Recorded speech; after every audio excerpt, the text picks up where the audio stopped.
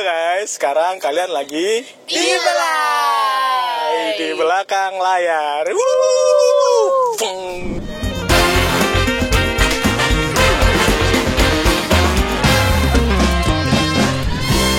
Nah, kita baru banget nonton ini episode spesial ya guys ya. Soalnya kita nontonnya di JAF, Jogja Netpark Asian Film Festival. Wow. Itu event yang sangat, kayaknya salah satu festival film paling besar dan bergengsi di Jogja ya. Bahkan di Indonesia juga. Gimana nih kalian ke festival film untuk pertama kalinya, gimana buat kalian? Wow. Aku sebenarnya juga tidak mengira kalau di Empire-nya bakal ada panggung-panggung dan booth-booth seperti itu. Tak kira cuma nonton film diputar aja, screening. Malah lebih kayak aku nggak tahu kalau ternyata JAF segede itu ya. Jadi tak kira cuma dikit, cuma yang ini yang datang ya cuma beberapa orang, nggak sebanyak itu. Terus Ternyata besar, yang nonton bule-bule ganteng-ganteng. Terus anak-anak skena. Ada Q&A-nya, ada ketemu sama pemain sama krunya gitu-gitu. Ngajal gimana Jang? Seru, Tanggapan? sangat seru. Expect gak bakal semeriah itu? Tidak, Expect. aku tuh belum pernah ke festival film, tapi kayak aku selalu mengimpikan duduk di bioskop terus ada yang ngomong di depan gitu loh. Oh ya ampun, sekarang impianmu sudah tercapai. Tepuk tangan. Ngerasain nonton orang ada di depan gitu, rasanya tuh kayak seru gitu. Kayak kita berasa masuk sosmed. Kita berasa ini terlibat gitu Iya, ya. betul. Berasa terlibat ke dalam filmnya ya. Iya. Betul, kayak keren banget rasanya di situ, kayak padahal kan saya orang biasa gitu loh. Ya, di JAF seru ya ternyata ya. Aku juga masih baru pertama kali datang ke JAF, terus ada sesi Q&A juga dengan pembuat filmnya. Kayak kita jadi tahu bahwa MUA, makeup artist, ya mereka juga melakukan riset tato-tato apa yang digunakan di atas itu, dan set-setnya, proses produksinya bagaimana, yang susah pas bagian apa, kayak gitu di share. Kayaknya film festival, karena filmnya festival dan tidak target videonya itu spesifik, dan prioritasnya kan visi sutradaranya tersampaikan kan. Jadi kayaknya mostly film festival itu lebih implisit daripada film komersil deh. Aku pernah ke festival film, tapi festival film yang mahasiswa gitu loh. Dan aku nonton di JAF ini kayak skalanya kayak internasional kan. Jadi emang udah expect bakal besar gitu loh. Karena emang dari dulu udah denger nama JAF itu festival yang besar banget. Nonton film festival yang besar itu asik deh. Keren. Tadi kita habis nonton apa guys? Malam Pertobatan. Ini film garapan Klik Films kalau nggak salah. Yes, Klik Film. Sebenarnya ini film ini tuh premiernya itu udah bulan September kemarin. Aku baca tuh premiernya itu udah bulan September kemarin di JWC, Jakarta World Cinema. Itu festival juga. Dan kalau nggak salah ya, ini film nggak bakal ditayangin di bioskop. Jadi nanti tanggal 8 Desember itu langsung di sini, di aplikasinya Klik Film itu tayangnya. Ya. Kayak original. Film ini menceritakan tentang suasana di tahun 1983. Kemudian di dalamnya kita akan diperkenalkan dengan seorang lelaki tampan gagah dan berani dari Magelang kalau nggak salah. Terus dia berprofesi sebagai preman pasar. Film ini ngangkatnya itu soal ketika fenomena Petrus itu lagi awal-awal muncul gitu loh. Jadi kayak masih belum tahu ini itu apa, kok tiba-tiba ada orang meninggal yang kepalanya bolong di pinggir jalan. Film ini ngambil POV-nya itu dari sudut pandang premannya gitu. Gimana premannya ini menghadapi Petrus gitu. Jadi sebenarnya secara premis ini lumayan seru. Tapi gimana menurut kalian guys?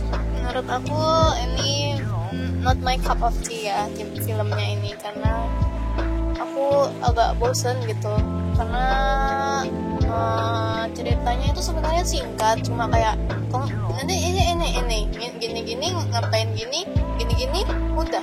Tapi panjang banget, lama banget pengekspresiannya, pengungkapan karakternya itu sangat lama gitu, terutama yang lama itu di gudangnya si Baron itu, yang itu bikin bosan, bikin ngantuk. Tapi ya mungkin seninya di situ ya, aku juga bukan orang seni. Aku nggak expect ini film keagamaan karena sebenarnya dari judulnya kan udah ketara ya, malam pertobatan, tapi aku kira bakal agak horor dikit awalnya, ternyata enggak. Terus aku juga nggak nonton trailernya. Aku mulai berpikir-pikir waktu mereka nge-shoot gereja, terus tapi aku belum mikir kalau mereka tuh Katolik. Aku pikir cuma ceweknya, ternyata keluarga ini cerita tentang perkatolikan gitulah intinya. Aku tuh nggak expect karena emang apa ya, karakternya kurang Katolik juga, visualnya terlalu muslim sih menurut aku. Tapi emang pemainnya si Baron itu muslim kan? Mungkin iya. karena itu ya. Muhammad Khan, pemain Iya, namanya Muhammad Khan. Ya, sama waktu di gudang itu ya, dia kan ada rosario kan, dia ngeluarin rosario dari tas itu kan. Ya. Dan terus pas dia senderan di kasur, waktu ngeluarin pedang gitu, ngeliatin pedang sama ngeluarin pistol, itu rosarionya aku lihat ada di atas meja. Terus pas dia di akhir-akhir film, pas dia mau bertobat, rosarionya di dalam tas lagi gitu. Yang mulai kerasa makin lama tuh tadi waktu mulai yang udah belakang-belakang si ceweknya udah di gereja tadi, kan cewek di gereja terus balik ke Baronnya lama, terus balik lagi ke ceweknya lagi ke gereja, padahal itu sebenarnya bisa dibikin singkat gitu ya, mungkin karena ceritanya pendek cuma dari cerpen kan ya, dan harus diangkat jadi film, jadi makanya durasinya di situ. Jadi sebenarnya filmnya ini ya cuma mau tobat gitu, tapi jadi lama banget gitu. Jadi oh iya, sama filmnya tuh banyak close up ekstrim sekali ya, jadi liatnya full banget, kakinya di close up turun dari kasur tuh aku itu ngehnya sebelah kanan ya dia turunnya, jadi itu, tapi terus munculnya berdirinya langsung di kasur sebelah kiri, jadi kayak banyak continuity error ya. Film ini tuh pacingnya kan lambat. Aku akan menduga film ini tidak cocok ditonton oleh generasi yang muda-muda, karena attention span-nya anak-anak muda kan pendek-pendek. Mana ini butuh banyak pendalaman karakter, emosi dan sejenisnya. Dari film tersebut ternyata kalau dari aku terasa bagaimana tidak nyamannya seorang preman yang kayak kalau keluar nanti bisa jadi dibunuh.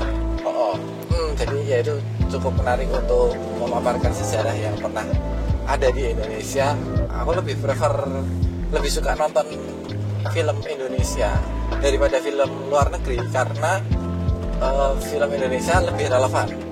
Nah kebetulan tadi tentang sejarah Indonesia, kemudian ada aktornya juga datang, terus sempat ada ini Q&A juga, jadi kayak Berasa fans festival banget. Kalau dari aku mungkin kerasa sih ya, film ini tuh apa ya, kayak film-film slow burn gitu. Jadi kayak emang pace-nya lambat. Sebenarnya ceritanya bagus, premisnya itu menarik dan pesannya itu bagus. Sekriminalnya preman, penjahat, mereka tetap punya kesempatan untuk bertobat gitu.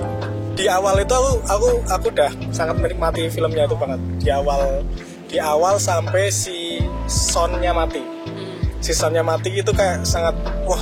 Setelah itu aku ekspektasi kayak ada lebih aksinya Baron lagi sih.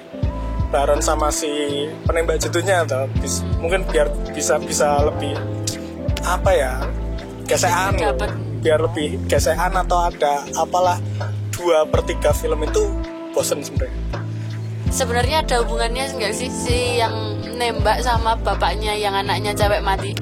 Iya. Saudaranya enggak katanya. Akhirnya dia bilang. Tapi nggak tahu kebenarannya. Ya sama itu kayak si Petrusnya tuh emang mungkin pengen dibikin misterius. Cuman malah akhirnya jadi nggak jelas, soalnya kita nggak dapat kejelasan juga tadi akhirnya. Tapi ceritanya tuh bagus, aku ngerasa ada potensial sebenarnya. Ceritanya bagus dan 2/3 filmnya emang bagus.